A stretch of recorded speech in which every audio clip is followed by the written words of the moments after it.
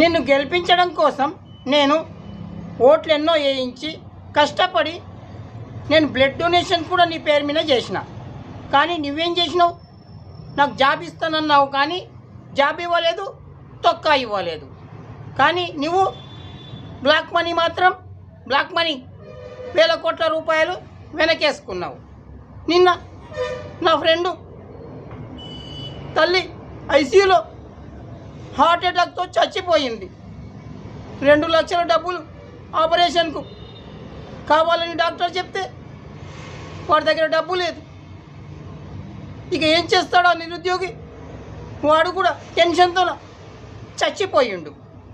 ఇక నువ్వు వాడికి కూడా జాబ్ ఇస్తానని చెప్పినావు. ఇదేనా నీ మాట?